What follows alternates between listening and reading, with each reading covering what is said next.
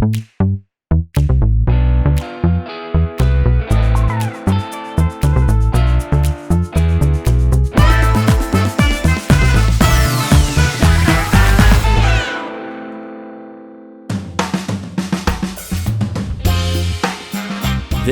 is Fintech Takes, the podcast keeping you in the loop on all the latest fintech trends, news, and ideas.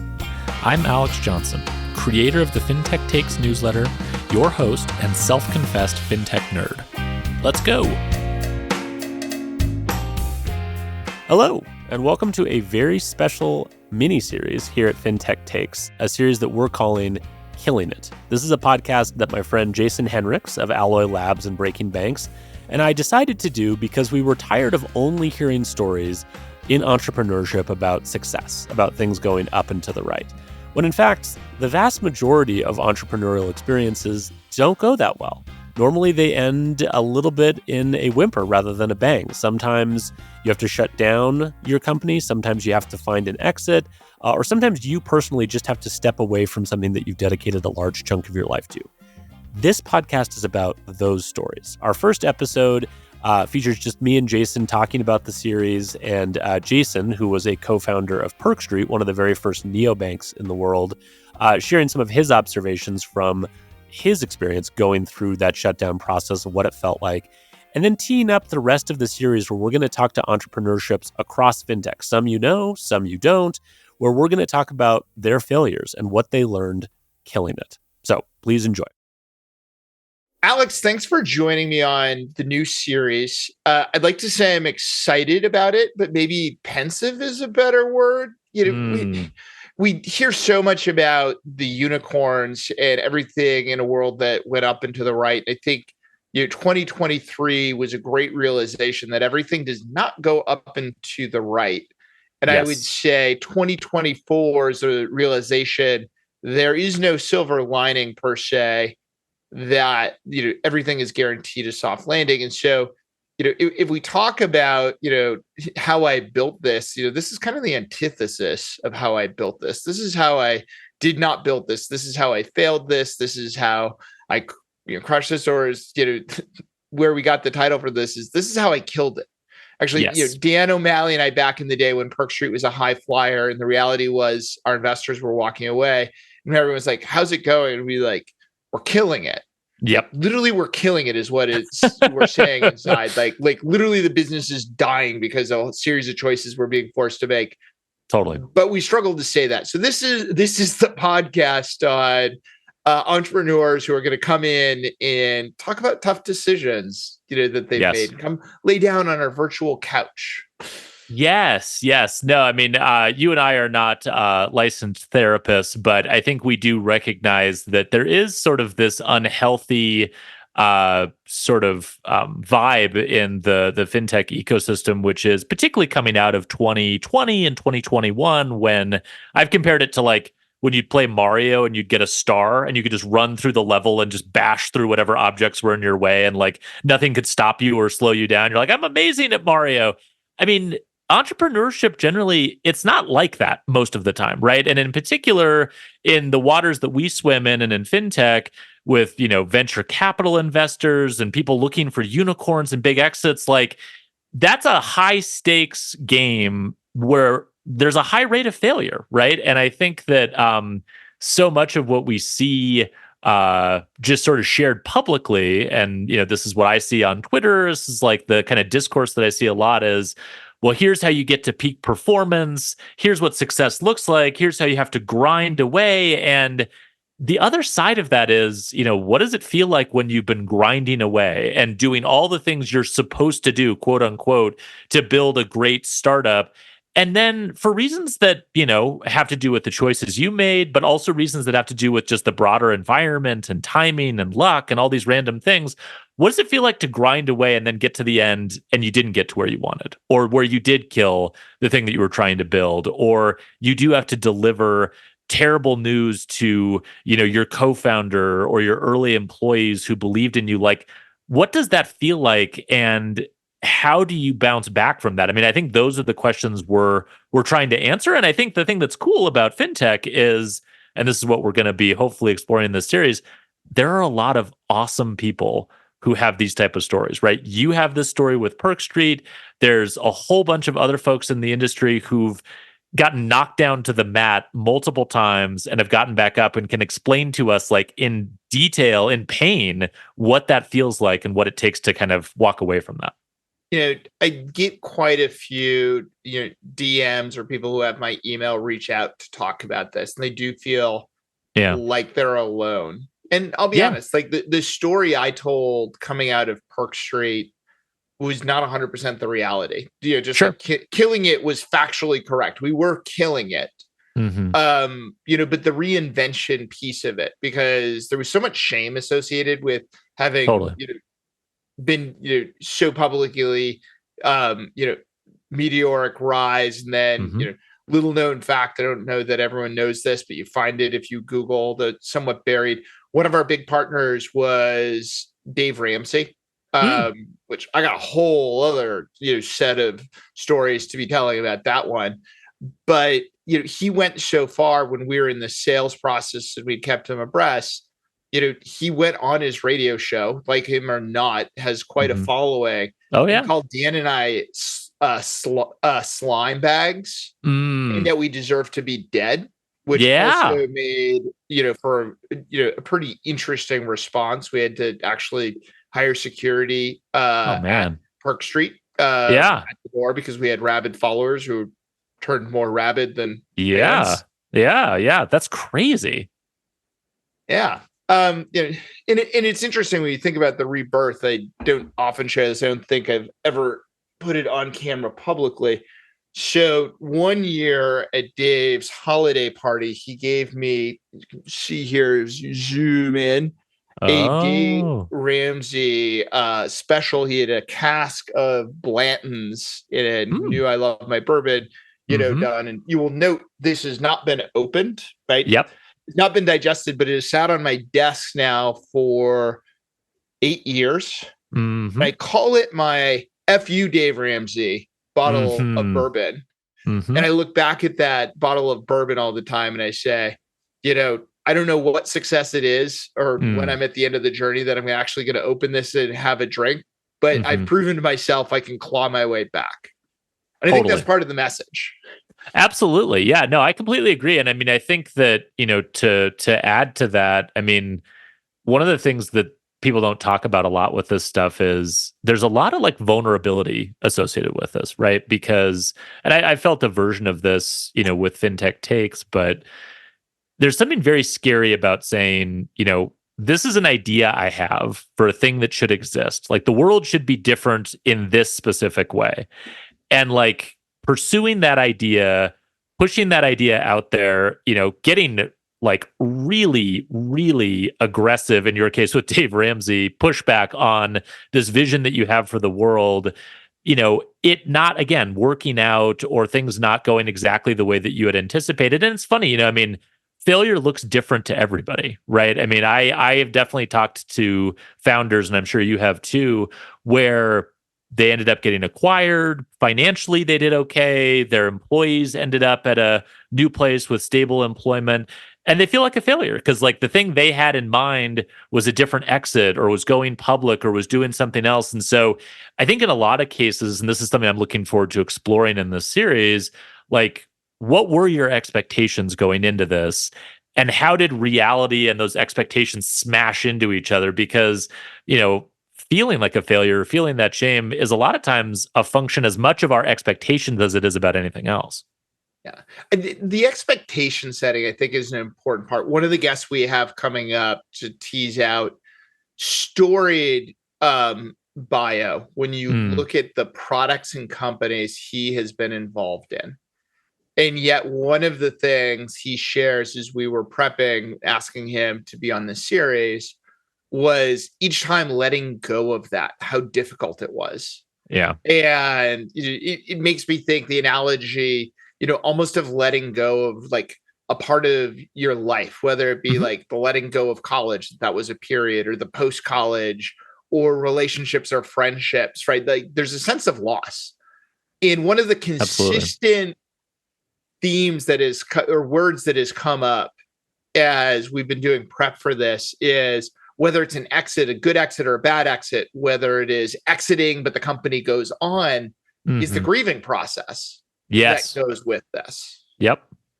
Yeah, no, well, and I think that the other concept that's tied right into that you just hit on really well. I like the analogy of like when you're in college, as an example, you build your identity around this stuff, right? And I think that it's not at all unhealthy, I don't think, to like wrap your identity around what you're doing or what you're trying to build or what you're trying to accomplish. And it does feel like a part of your life and like a phase of your life, because again, talking these entrepreneurship stories, you're eating at Subway every night because you're literally trying to scrimp and save every last dollar and like preserve this like time in your life.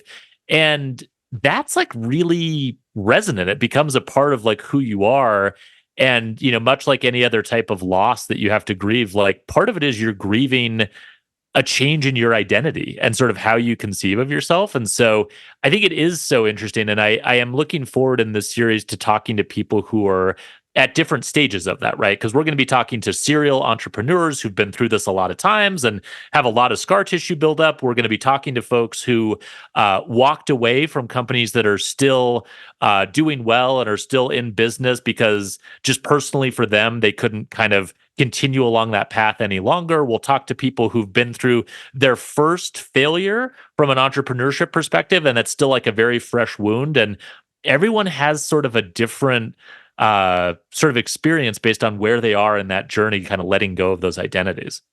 Yeah. I mean, I wish you and I had this conversation 8 years ago, because I feel like it would have been helpful to realize how much of the loss that I was feeling was that loss of identity.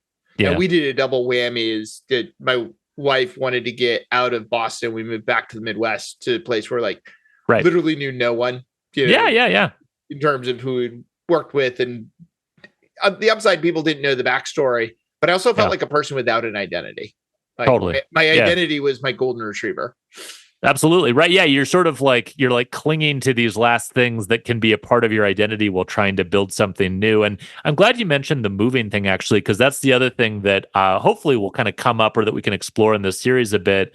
But I'm actually fascinated by how entrepreneurship and location are sort of connected to each other and maybe becoming somewhat unmoored from each other, because, I think for many founders, their experience founding a company is really tied to a place, right? San Francisco, New York, Boston, wherever. But also, I mean, this is a legacy of coming out of 2020 and 2021.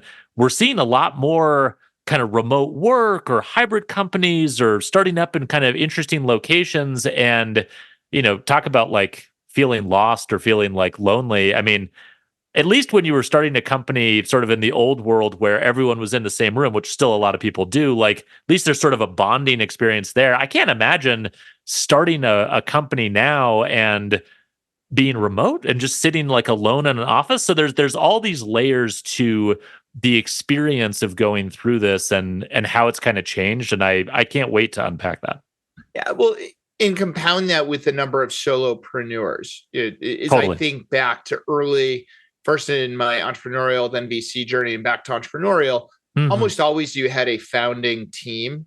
And so more often now, especially, I think things started in ZERP where money would flow to an individual, or you might have a founding team, but it really was a founder and somewhat of a team. Like, I can't imagine going through Perk Street again without like Dan. Like, totally.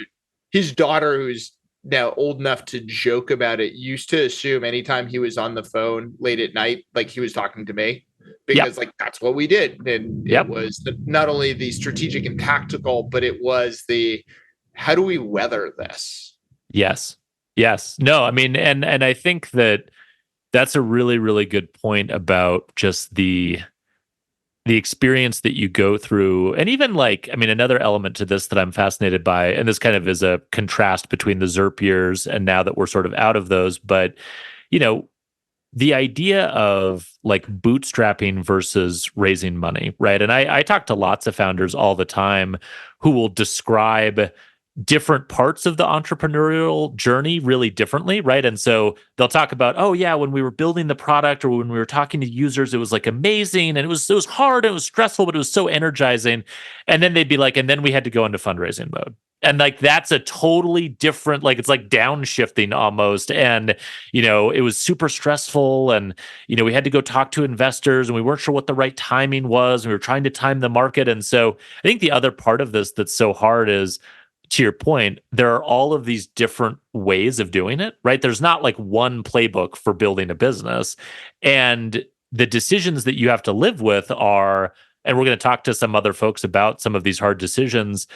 At the time, our thinking was, oh, the environment is X, we can raise whenever, everything's going great, we just want to stay heads down. But with the benefit of hindsight, turns out that that was exactly the wrong decision. But again, even for serial entrepreneurs, there's no way in the moment to know which of those decisions are going to be good and which are going to be bad. You just have to live with them in retrospect, which is really hard.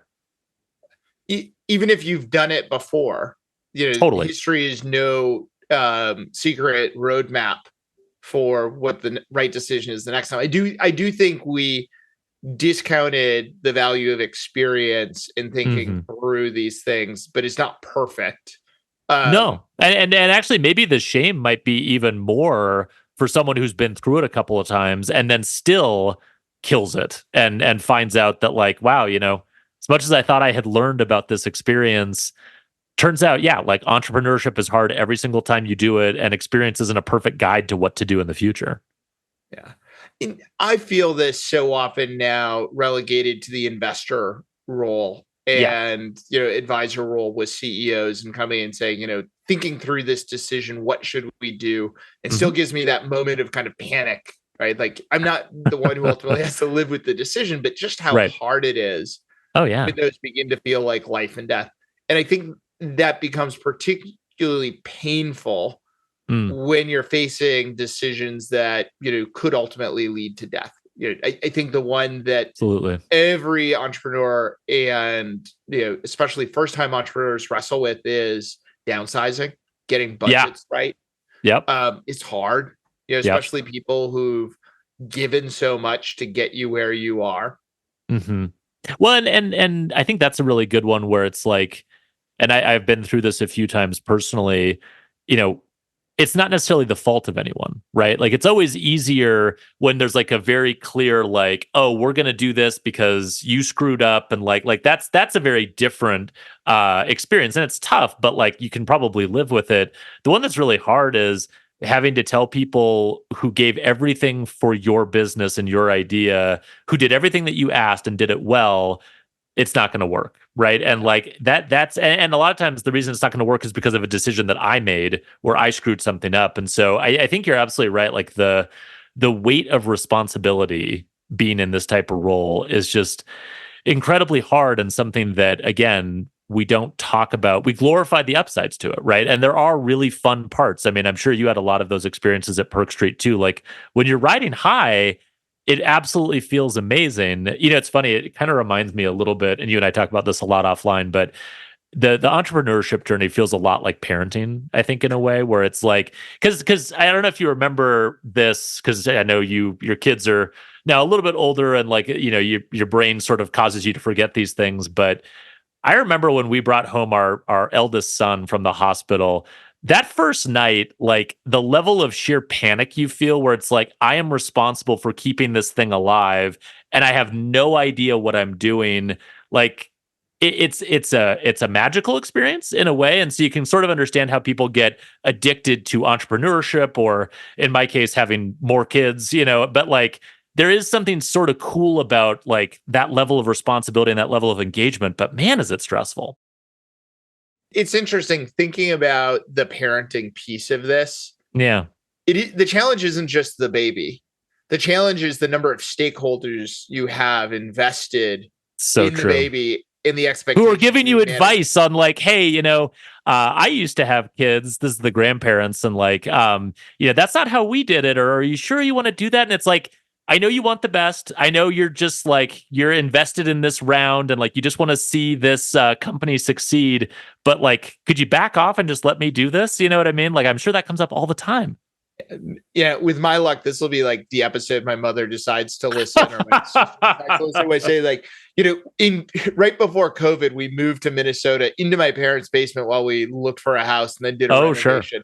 And there's nothing like raising children like under your mother's nose, I've never had that experience, and I hopefully never will. That sounds intense. right? And I think we see this online and in person Mm. when people talk about the struggles.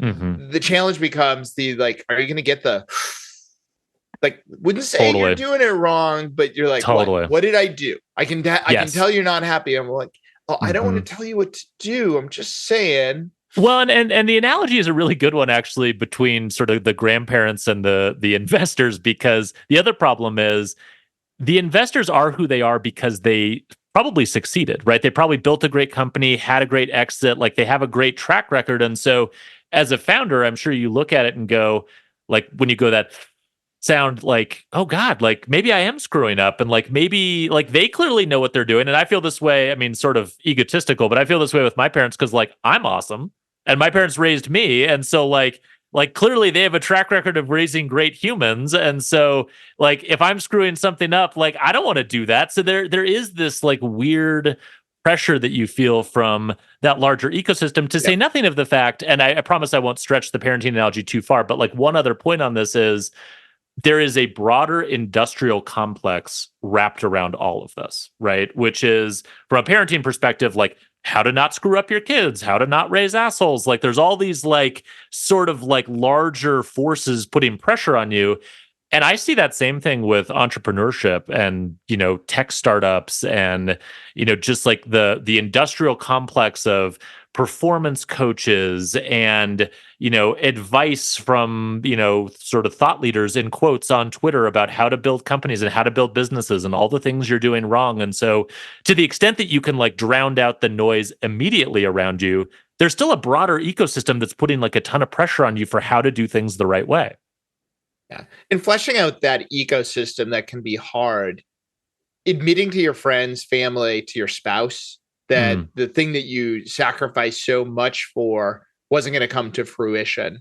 yeah. I think, and then like, let's keep layering on. You have to let employees know. You have to let Yes. angels know who wrote the first checks for you, some of which you may be Hmm. related to.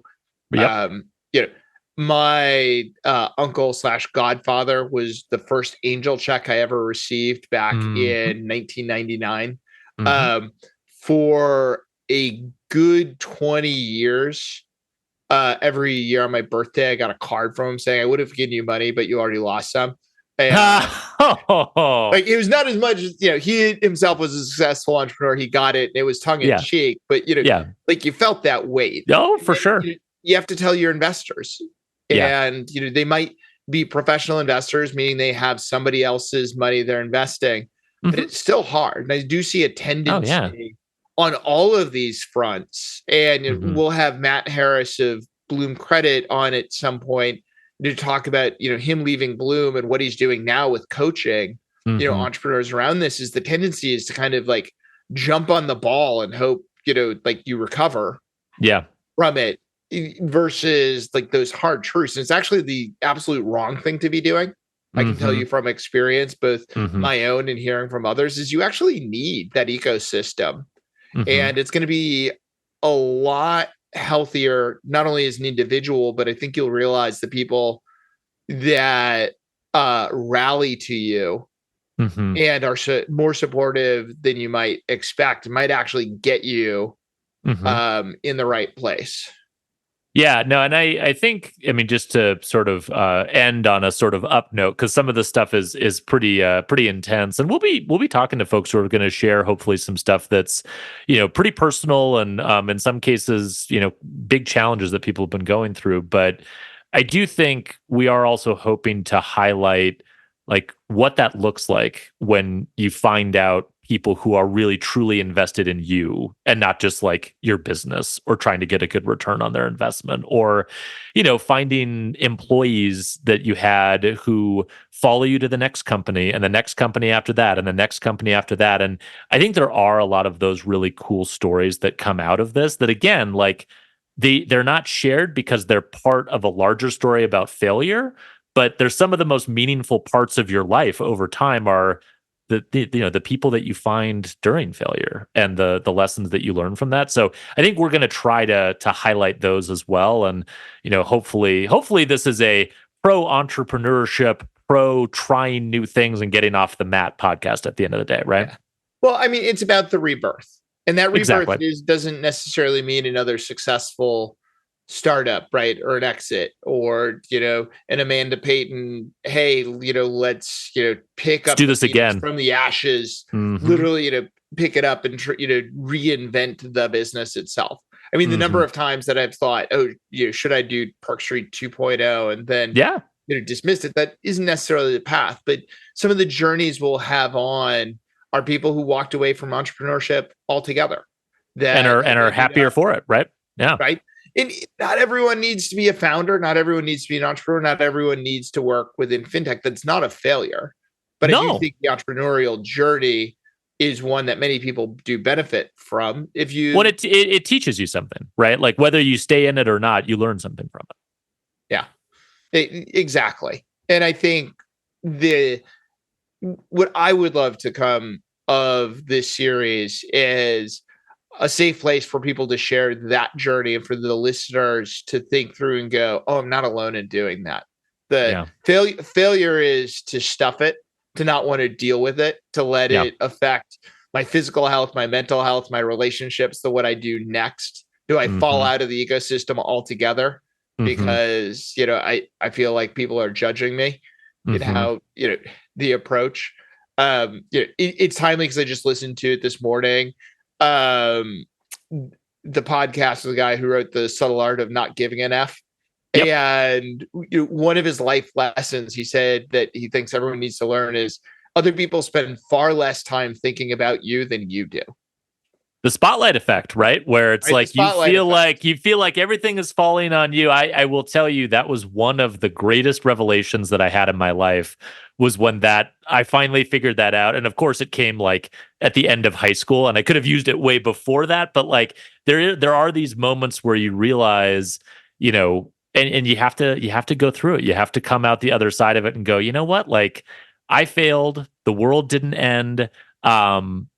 People aren't judging me based on this one thing that happened. In fact, a lot of times, I think you come out of these experiences, depending on how you handle them. And I'm looking forward to hearing some of these stories, better off, right? With a better reputation, with like lasting relationships. And, I think one thing I'm really curious to ask some of the entrepreneurs that we have on this series is, what are decisions that you don't regret even though they didn't work out, right? Because like a lot of times I think with particularly these sort of early stage companies and building these things, you're sort of forced between choosing to do the thing that you think is the right thing to do versus the thing that might have slightly higher odds of keeping your company alive or stretching things out or whatever. And those are incredibly difficult decisions. And I'm so looking forward to hearing about how people sort of think about those decisions in retrospect and how they wrestled with them. Because,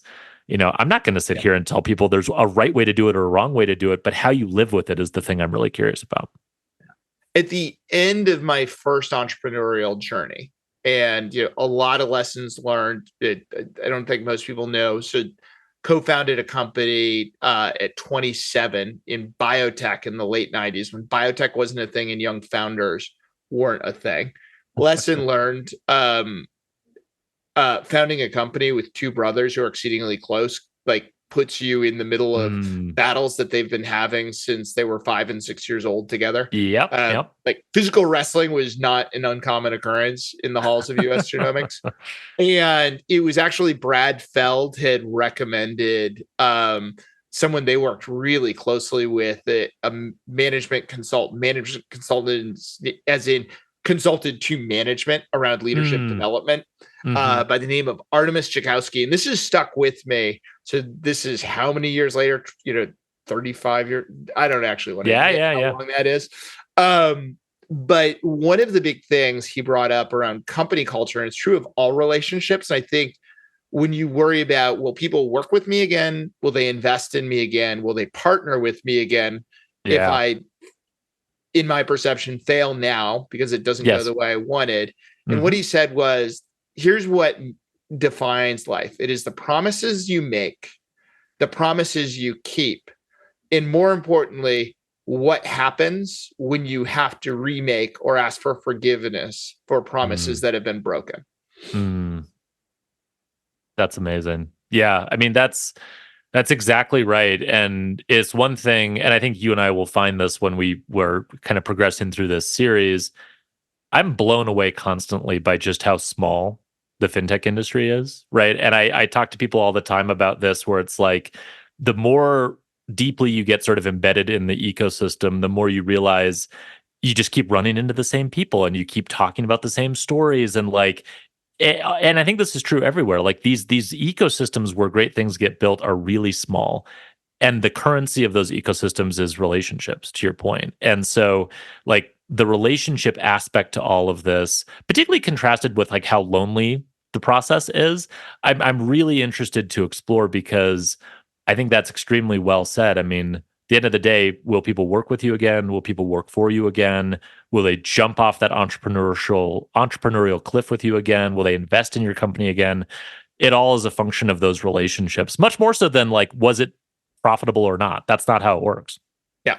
I mean, I'll be honest, there are, as an investor, companies that have made money for me and I will never invest in again. Back to the how you manage the relationship. You may have generated a return on my investment, but the journey was not worth it. Yes. And there are others that have lost money that I don't even need to know what you want to go do. I'm happy to like write a check because of how you handled that. Yep, exactly. No, and I think that, again, and we'll be talking to folks who've been on this treadmill for a long time and are repeat entrepreneurs who keep going at it. I'm curious to talk to them about how that advantage compounds over time, because I think the overall goal you have, particularly if you're going to stick in entrepreneurship for a while, is you want to create unfair advantages for yourself over time. And I think compounding value of relationships is such an unfair advantage for people in the space. And if you're starting your entrepreneurship journey, or you're thinking about, hey, this isn't going well, I'm going to have to unwind this first, go at it, it's not going to work out. The choices you make about how you manage those relationships, these are the seeds of those compounding advantages that you're going to build over time, regardless of what you do next. Absolutely. So for anyone who's listening, if you have a story you would like to hear told, drop it in the show notes, respond on Twitter, DM us. If you have a story you'd like to tell yourself about that journey, or even just a question, to ask either specific people or, us to poll, welcome, lay down on the psychologist couch here and, let's have a therapy session about fintech in the new era.